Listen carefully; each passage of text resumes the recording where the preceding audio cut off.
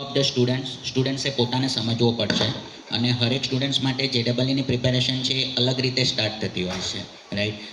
હરેક બાળકને તમે એક જ માળખામાં ઢાળી અને એને જ પ્રિપેરેશન કરશો એ શક્ય નથી, રાઈટ. તો તમારે તમારું બાળકનું કેલિબર જોવું પડશે, એનો જે પાસ્ટ સ્ટડી રેકોર્ડ છે એને તમે સાથે રાખો અને અત્યારની ડિરેક્શન્સમાં એ પોતે કઈ રીતે મહેનત કરી શકે છે, કેટલા અવર્સ આપી શકે છે, ફિઝિક્સ, કેમેસ્ટ્રી અને મેથ્સના જે સબ્જેક્ટ્સ છે એમાંથી એનો કયો કોર એરિયા છે, રાઈટ. અને એક તમારે ગાઈડલાઇન્સ બનાવવી જોઈએ અને બેઝિકલી એક રોંગ ર્યુમર્સ છે એને જરા કરેક્ટ કરી લેજો કે જેડબલઈની એક્ઝામ અલગ છે અને આપણો બોર્ડનો સિલેબસ છે એ અલગ છે, તો એ ર્યુમર્સ ખોટી ચાલી રહી છે.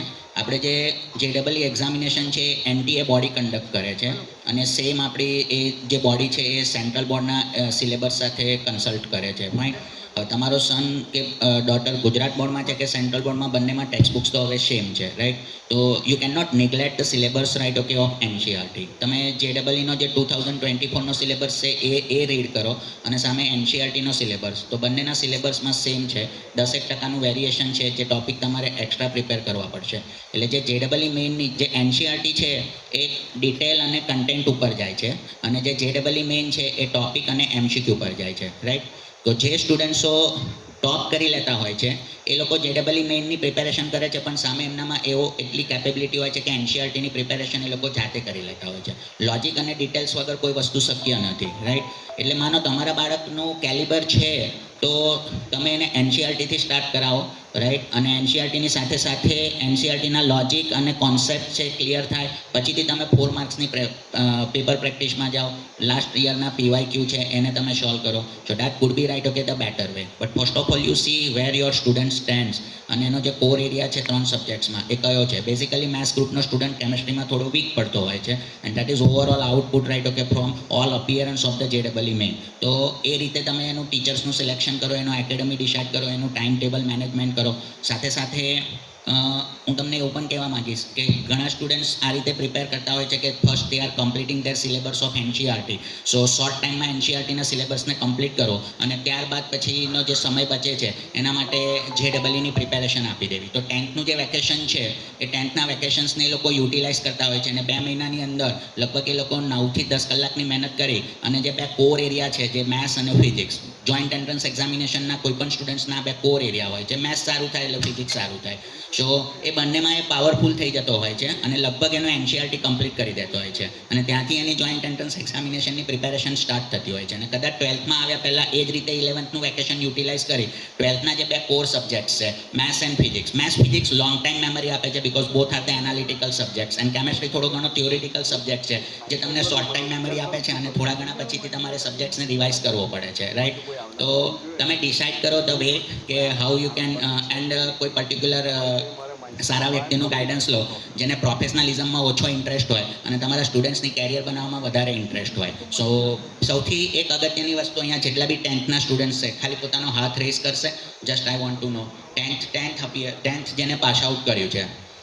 Wow, right. હવે 10th જેને પાસ આઉટ કર્યું છે ને, તો હું તમારામાંથી કોઈ એક મને જવાબ આપશો તો મને વધારે ગમશે.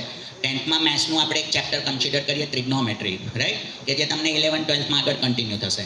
11th ટ્રિગ્નોમેટ્રી કમ્પ્લીટ કરવું હોય તમારે અને એમાં એક્સ્ટ્રા પ્રેક્ટિસ ને બધું, I think majority are Gujarat board student. So you are not referring the nationalise book like R D Sharma, R S Agarwal, એ કદાચ તમે નહીં રિફર કરતા હો, રાઈટ. તો 10thનું એક ચેપ્ટર પૂરું કરવામાં તમને કેટલો સમય લાગે એવું મને કહેશો? કોઈ સ્ટુડન્ટ્સ મને આન્સર આપી દે પ્લીઝ, ઝડપથી. જરા આપણી પાસે સમય ઓછો છે, ઝડપથી પ્લીઝ.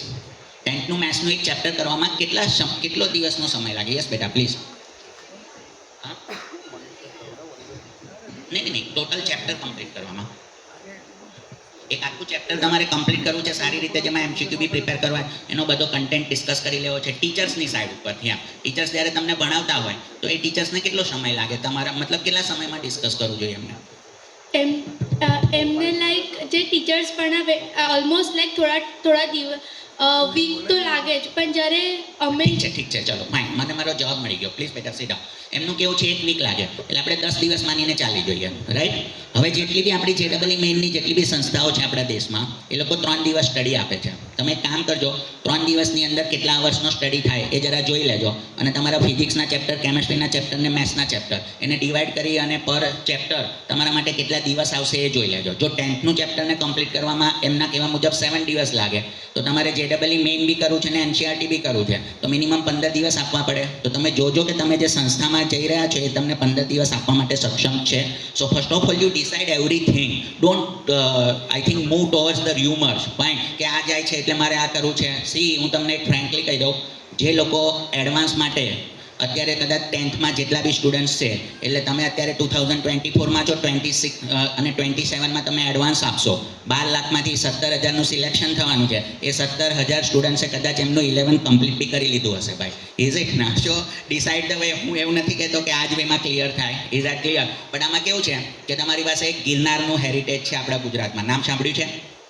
બોલો. હા યા યા. અને માઉન્ટ એવરેસ્ટનું નામ સાંભળ્યું હશે, સાંભળ્યું હશે. ગિરનાર ચડવામાં વધારે મહેનત કરવી પડે કે માઉન્ટ એવરેસ્ટમાં? બસ, તો માઉન્ટ એવરેસ્ટ ભાઈ જેડબલઈ છે તમારું, બરાબર છે, રાઈટ. તો એને અકોર્ડિંગ તમે સમજો, વિચારો અને એક આખો પાથ નક્કી કરો, અને જે 17,000 જે છે કે જે લોકો એને ક્લિયર કરી લે છે, એ લોકોએ કઈ રીતે મહેનત કરી છે એ સમજો. તમારી પોતાની સેલ્ફને સમજો. બધા શું કે છે એ ન સમજો. મારું દરેકને એવું એક સજેશન છે ભાઈ, પ્લેસમેન્ટ શું છે, જોબ શું છે, તમે જાતે જ તમારા ક્રિએટર છો ભાઈ. કોઈને કોઈ પ્લેસમેન્ટની જરૂર નથી ભાઈ. તમે જાતે જ ક્રિએટર છો. અને મેથ્સનો માણસ શું, એક સિમ્પલ ઇક્વેશન લગાવીએ, આપણે પર્સન્ટેજ કાઢીએ ને, એટલે તમારું ગુજરાત બોર્ડનું ટોટલ કેટલામાંથી આવે? 600, રાઈટ. તો તમે માનો 540 મેળવ્યા છો, તો એવું એક ઇક્વેશન લગાવો, રાઈટ, કે 600માંથી 540, બરાબર છે. તો ભાઈ 100માંથી કેટલા, એટલે તમને પર્સન્ટેજ મળી જાય. હવે એક ઇક્વેશન લગાવો, આઈઆઈટીની જે ટ્રેનિંગ આપે છે એ ઇન્સ્ટિટ્યૂટો કરોડોમાં કમાય છે, તો આઈઆઈટીને શું કમાય? તમે સમજો છો હું શું કહી રહ્યો છું એ? હા યા ના? તાલી તો પાડો ભાઈ. આવી રીતે તો જે આઈઆઈટીની તૈયારી કરાવી રહ્યા છે એ કરોડોમાં કમાવી રહ્યા છે, તો આઈઆઈટીને શું કમાય જરા વિચારો. મોબાઈલમાં સૌથી વધારે શું યુઝ કરો છો? કોને? ગૂગલ. Exactly right, right. ગૂગલનો સીઈઓ સુંદર પિચાઈ કોણ છે ખબર છે? આઈઆઈટીએન્સ. એટલે ભ્રામક વિચારોથી દૂર આવો અને પોતાની એક સ્ટ્રેટેજી, માણસ જાતે જ પોતાનો ક્રિએટર્સ છે. જેટલા બી આઈઆઈટીએન્સ થયેલા છે ને એ સેલ્ફ મહેનત પર થયેલા છે, કોઈ ઇન્સ્ટિટ્યૂટની મહેનતથી નથી થયા ભાઈ. Is it? No doubt. દરેક એક સારા ટીચર્સ અને મોટિવેટર મળે તો એમનો સપોર્ટ હોય એમને, ડેફિનેટલી, બરાબર છે. But a part of professionalism, who are interested in career of your child, make them as your coach. Okay sir, I hope